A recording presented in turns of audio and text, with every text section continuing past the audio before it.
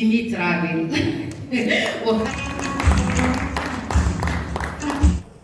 رفعنا من التعويضات من 70% ل 80%.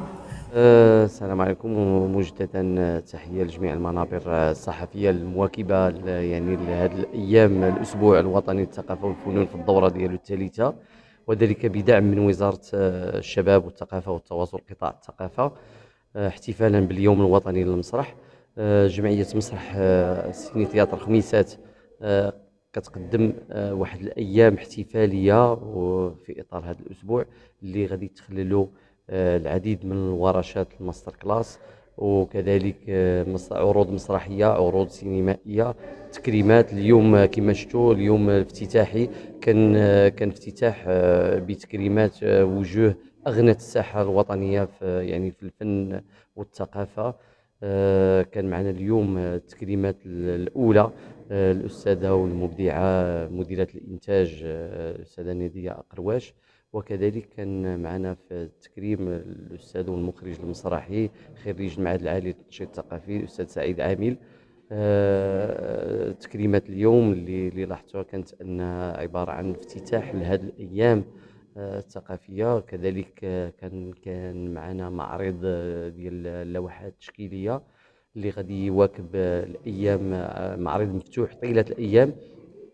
كذلك عندنا برنامج آخر في إدارة مركز خدمات الشباب السلام، اللي معرض كذلك هنالك معرض مفتوح ديال الفنون التشكيلية.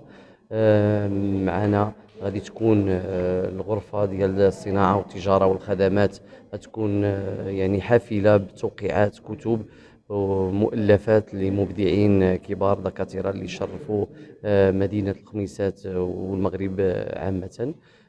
حنا كنشكروا الجميع على الحضور ديالهم وتلبية الدعوة لهذا الملتقى اللي هو عبارة عن الأسبوع الوطني للثقافة والفنون المنظم من طرف جمعية مسرح خميسات سيني تياتر. مرة أخرى نناشد جمهور مدينة الخميسات، مثقفي مدينة الخميسات، باش أنهم يحضروا معنا ويواكبوا معنا هذه الأيام هذه، لأن هذه الجمعية تقوم بالخدمة ديالها الخدمة الثقافية تتوصلها للمواطن المغربي، وهذه هي الخدمة في إطار دعم وزارة الشباب والثقافة والتواصل قطاع الثقافة. شكرا لكم، وكنجدد الدعوة إليكم جميعا. شكرا، وموعدنا يتجدد في هذه الأيام إن شاء الله. نادية أقرواش، رئيسة جمعية صورة للتراث الثقافي ورئيسة مهرجان الفيلم التربوي لأطفال المخيمات الصيفية. جيت سعيدة لوجودي هذا اليوم في مدينة الخميسات في إطار الأسبوع الوطني للثقافة والفنون، وكنشكر اللجنة المنظمة والجمعية اللي تحت لي هاد الفرصة واللي هاد الالتفاتة باش اللي كرمتني، وفي شخص رئيس ديال الجمعية السي نجيب النصارو، وكنتمنى الاستمرارية والتوفيق لهذا الملتقى، وشكرا.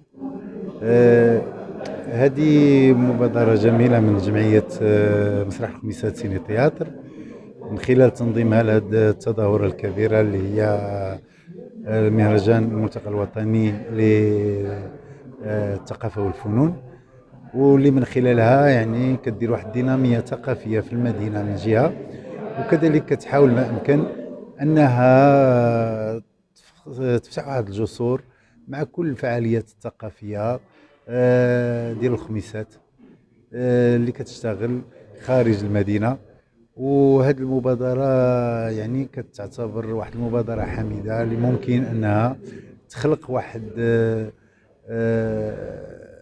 يعني واحد العلاقة جديدة ما بين هاد الفنانين المحليين وكذلك الفنانين الزموريين اللي كيشتغلوا خارج المدينة، من أجل يعني تجويد كل المهن الثقافية والفنية في المدينة، وكذلك من أجل خلق فرص حتى الفنانين المحليين أنهم يلقاو واحد المنتجع آخر خارج المدينة، وتخلق واحد نوع من الديناميكية الفاعلة والجادة اللي ممكن أنها تعود بالنفع لا على المدينة من جهة ولا على الفنانين ديالها من جهة أخرى.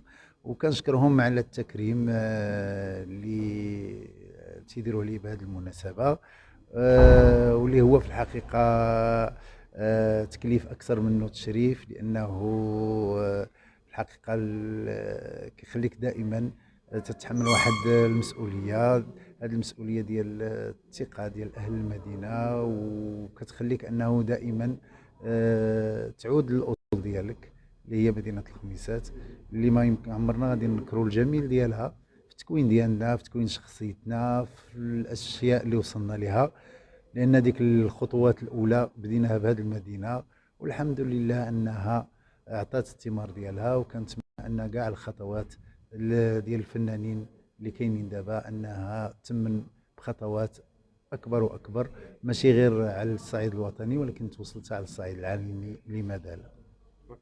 السلام عليكم، معكم الممثلة خديجة عدلي، مسرح تلفزيون سينما.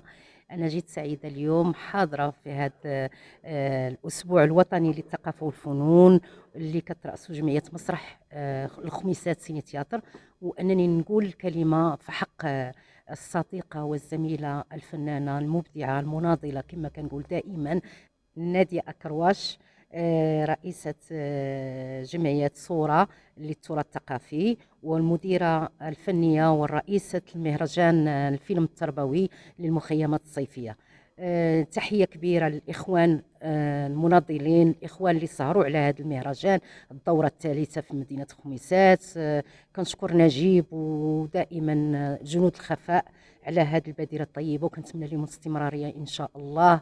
وهذا الشيء فرحني لان شفت الدورات السابقه انه مكرم رواد، مكرم السينمائيين، المسرحيين، فنانين تشكيليين، جزالين، شعراء، فهذا شيء جميل. شكرا لكم كذلك المنابر الاعلاميه لانكم دائما كتقربوا الجديد ديال الفنان للجمهور، وشكرا شكرا لساكنه مدينه الخميسات.